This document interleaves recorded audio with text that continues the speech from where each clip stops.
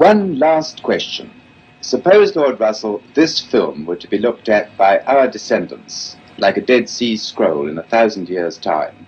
What would you think it's worth telling that generation about the life you've lived and the lessons you've learned from it? I should like to say two things. One intellectual and one moral. The intellectual thing I should want to say to them is this. When you are studying any matter or considering any philosophy, ask yourself only what are the facts and what is the truth that the facts bear out. Never let yourself be diverted either by what you wish to believe or by what you think could have beneficent social effects if it were believed. But look only and solely at what are the facts. I'm reading the Bible in the room and we're fucking done with this. Like, they haven't answered shit. So, like, how about administration, George? Why don't you get the fuck out? Like, we're done. Like, no justice, fuck peace! No justice, fuck peace! No justice, fuck peace! No justice, fuck peace! No justice, fuck peace! No justice, fuck peace! Fuck you, George! See your way out! Hey, fuck Brett too. He's not to get fired. Fuck you, Brett! Get out of my space! And all you other students here perpetuating white supremacy and racism, you guys get your ass out of here too. Yeah, see your way out. This is college. So, it just went on and on and on and yeah. on and on. It was very long, and it was really hot. And there was only one exit. And then one of the other classmates came over to where I was sitting and told me to stay and to wait for Brett because there was a rumor that he wasn't going to be allowed to leave the room. And that was very concerning, so we all stayed and stuck close to Brett to make sure that he got out of there safely. I had heard over text in the 4 o'clock meeting that I wasn't going to be allowed to leave, that people had mace, and that they should keep it under wraps. And I sent a text, which I later came to understand had traumatized Heather. I'd sent her a text saying I'm told I might not be allowed to leave, and then I had shut down my phone because my phone was going to run out of power, and I wanted to retain as much power as I could have so that if I did get kidnapped or something, that I could send a message out, right? Okay. Or, the other thing is, the whole event, as I was feeling endangered, I'm on a campus where I'm outnumbered and I'm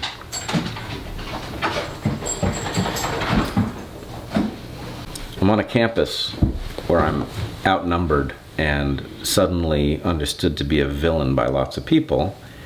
On the other hand, that campus is surrounded by forest, and it's forest that I know like the back of my hand, and I'm also a biologist dealing with what I think are mostly city kids, and my feeling is I'm not in a good position as long as I'm in buildings, but if I can get to the forest, I can get away. And anyway, I don't know whether they forgot, whether they thought better of it, which would be a good sign. But in any case, there was no attempt to, instead of allowing myself to be detained in that room, I started going out with other people. Nobody made any attempt to stop me.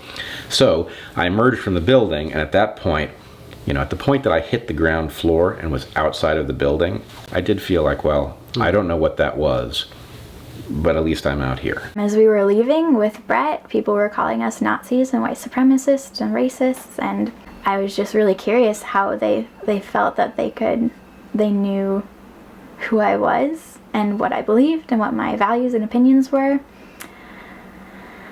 because I've never met or spoken to any of them before. And then we left, and we were kind of just following Brett, and we didn't really know where he was going, but he was stopped a couple times and had some good conversations with a couple of the protesters, and I felt like they were getting somewhere. But then louder voices came and were just shouting him down, and they didn't let him speak anymore. They were just screaming in his face. I felt endangered in that meeting. I had felt out of my depth. I don't know anybody who has a toolkit for dealing with an outraged, delusional mob. So that was not a familiar situation to me.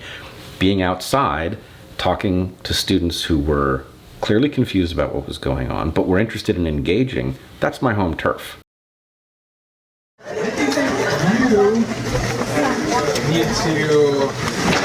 You need to make an apology for emails that you sent and how they affected students on campus. Because regardless of what you think the truth in those emails were, those emails had a very direct effect on people, and you need to own that. Listen, I believe I've heard what you have to say. I don't believe you've heard me. I just think you come in and comment. Okay, those emails do not say what you think they say. Then why is there this pervasive feeling on campus that they do?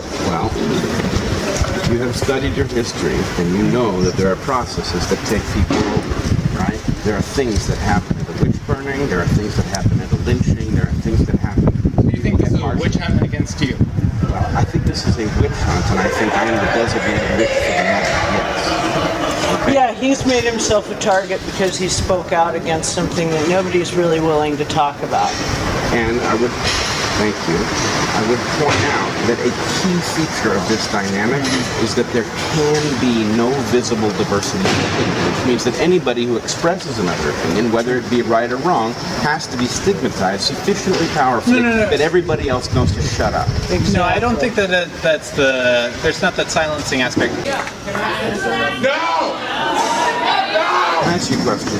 What? Put yourself in my shoes for a second. Imagine sitting in that room, listening to people chanting. Dude, you laughed the whole time. I did. I laughed? You didn't give a shit about anything. He never laughed at all. You don't know me. I fucking saw you. Okay. You were right in front of me, dude. Okay, you think you know what you Oh, saw. dude, you're gonna use your rational bullshit. Fuck you, dude. And you're going to be irrational about it. Probably. Also, all the white people that want to talk at him, like he's not disposable to you. You're white, he's white. Work through it together. So don't be like reactionary about it. Like you're not doing shit. Well, first thing is I would like actually to be understood for what I actually am, whether that's right or wrong. And the fact is this climate does not lend itself to that. It's not healthy. It's not, frankly, you cannot have a college that functions this way. I understand. You can't have a society that functions this way. That's absolutely right. And the college is actually essential to society, and it's coming apart at the seams. And I'm not saying it's coming apart over nothing. What? Rosh Hashem, let society fall. Well, let society fall. You can't have society fall on a world with 400 nuclear reactors that have to be managed by somebody every day of every week. Society has to deal with its shit, no question, but it can't come apart. We have to deal with this properly.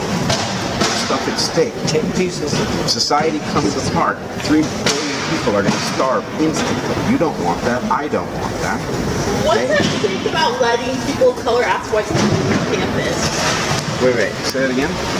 So you were the person that said that like people of color shouldn't be asking white people to leave campus for day about it. What I said was that there's a I fundamental. wasn't talking to her. Yeah. So I don't. And I'm trying to answer you in good faith.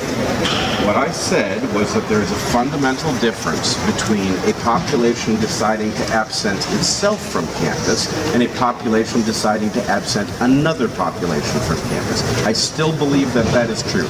That is not anti-black, it is not anti-POC, it is pro-equity. I stand for equity. Nobody understands that because they've read those emails through a particular lens. You are looking for evidence of I don't think you racism. understand what equity is in the context that you're using it. It sounds like you're talking about equality. The word phenotype in a biological way, which actually is not how race works. Wait. I know a lot about how race works. I know that race is not a legitimate concept, but I also know that population is a legitimate concept. Race is the bastardization that privilege has used to distort population. Okay, yes. But you understand that historic. Oh, I'm so sorry. I don't think you really understand, like, you seem to understand, like, some concept that, okay, what I say is legit. I honestly think that you think that you're actually talking in an equitable way. Wait, say it again. I think you actually think maybe sometimes you talk in an equitable way. In an equitable way. Yeah, you know. I do. I have a fundamental belief that it takes time to to understand each other. Okay, well, and that if you did understand what I was intending to say, that you would find me equitable. I really believe that. But we can't get there instantaneously. Okay, so, but the thing is that for entire fall quarter, I watched, I had to put in a filter at some point, like, okay, Kurt Weinstein emails go over here, right? But I still went, look, too much great while it's frustrating. Every single time you said something, you had students, you had faculty of color or faculty, women faculty, tell you maybe you're wrong, right? So why did you continue? Well, first of all, I don't think that's how right and wrong works. Okay. Right and wrong are a matter of reason and logic. Nobody has a claim on it. And I think that's the biggest problem you're having. You're seeing this logic, purely illogical reason way, as a scientist. Yeah. That's legit. Well, like surprise. But we are on a liberal arts campus. Yep.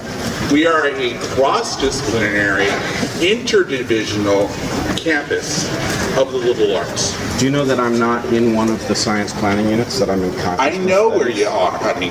I even know what dean you have. That's great.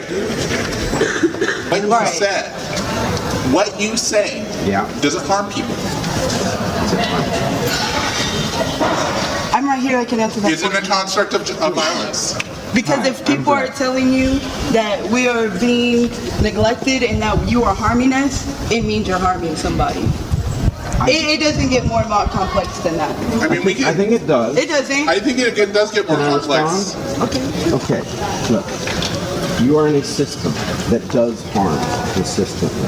I am a part of that system. I understand that. Now, whether my words have a consequence that does harm, I can't control. I do know that the intent is not the one that has been read into those emails, and that if you keep your words away, then stop with the words. Right. I think you need that. You need to understand that your intent, if it affects people, you just shouldn't say anything at all. I'm not telling you that I'm not in a position to control my words. I'm telling you I am not in a position to control how they are interpreted. Then you just should, if they're interpreted in a bad way by any person, you need to recognize, and it's not just one person, that's the issue, it's a lot of people that are harmed by your words, and you're still sitting here saying that's not your intent. It doesn't matter what your intent was, it still happened. So how do you take accountability for that? Can you hear me for a second? I think 95% of the people who are reacting the way they are good people. Genuine. Only 95%? I leave open. And I hope that's including white people that are being here as allies too. I'm trying to tell you, it could be 100%. I think it's at least 95% of the people who are having this reaction to me are having this reaction thinking they understand what it is that I am about and thinking they're taking the correct action. What I am telling you is you misunderstand who you're dealing with. Well, then maybe you just shouldn't say it. That is maybe one you should approach, get to know what he's saying. Why can't you? You want to know why? Why did you not just shut the fuck up? Okay, let me give you the answer to that. The answer to that is, I do not believe that we can get to rational answers if there's no diversity of opinion, and that what is happening is that a system to penalize those with different opinions has emerged so that it appears that we have consensus. But you just said the system was just set up against these people, but now you're saying the same system is set up to work against you to not be able to oppress us? No. I believe that people are earnestly penalizing the diversity of opinions so that we have a false consensus. That's different than the thing that you are reacting to, which is a system that has structural biases in it. But if we're reading the emails specifically because we've read them and that the content within that email is making us uncomfortable, we're not reacting to a system, we're acting to your words and actions. Well, I would say this. And that's an issue within yourself. That's not an issue that you're trying to make the college take accountability for you, and they do need to take accountability, but not in this pretense of this is your actions and your I don't think it's that simple. That's when you listen and apologize and say, how can I do better? That's when you ask. Do you not hear me? You know you're not, because you have a white ally telling you no, I'm telling you no, and you still don't get it. My current program is about building a world that is permanently, structurally fair. Racism is an offense, and the reason that racism is an offense to me personally is that it squanders human potential. When somebody who could be doing something marvelous is cleaning somebody else's toilet because of structural racism, that is offensive to me. I do not accept that it is okay in any way. I want to see it change. So then what are you doing, if it's something that's so near and dear to your heart, to make college more accessible for students of color and to dismantle the system that often leads them to a school to prison pipeline? Teaching us that very lesson in our class. Exactly what you just said. Well, she said very much what I would say. What I would say is I want students to come into my class so they understand the deep reasons that these biases exist, how they came to be, which is in fact an evolutionary phenomenon. So are you inviting us to come to your class as an open panel, or are you suggesting that we pay money for you to tell us about how we're treated? We were having a good conversation.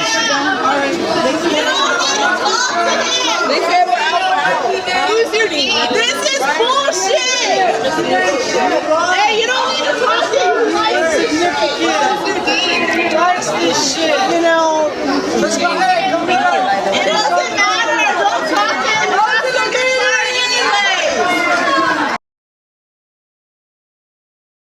I've been noticing a lot of black people, black folks who are like directly talking to this man. Where the fuck are all you white people?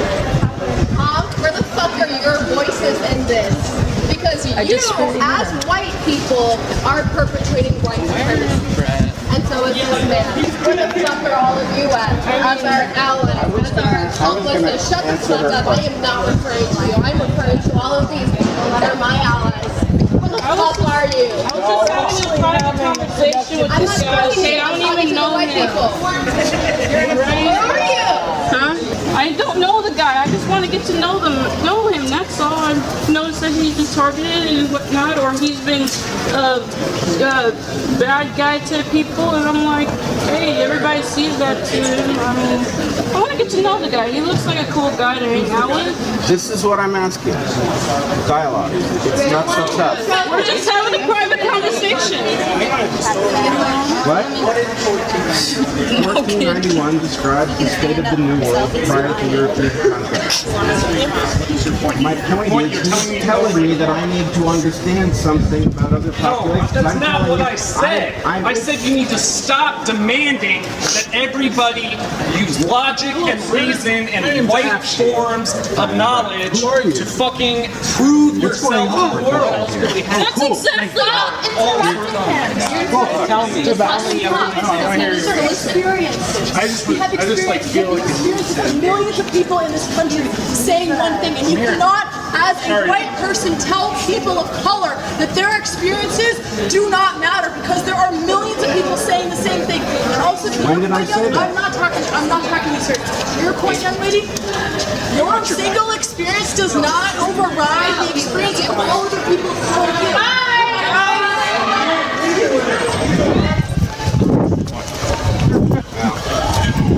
Hey guys. Hey. Fascinating. It started out okay. Yeah, it started out fine, and then there was all that. It started out. But you know what? We all walked out, and there was no violence. So. You know, again, it just felt like unconfusing college students. That was my job. Yeah. Right. Doesn't matter what topic you're on. The question is, are you seeing it correctly or are you not, and what tools would you use? And so anyway, I think what you hear in that clip is me feeling like I am in contentious but familiar waters. Mm-hmm. Look only and solely at what are the facts. That is the intellectual thing that I should wish to say. The moral thing I should wish to say to them is very simple. I should say, love is wise, hatred is foolish. In this world, which is getting more and more closely interconnected, we have to learn to tolerate each other We have to learn to put up with the fact that some people say things that we don't like. We can only live together in that way. But if we are to live together and not die together, we must learn a kind of charity and a kind of tolerance, which is absolutely vital to the continuation of human life on this planet.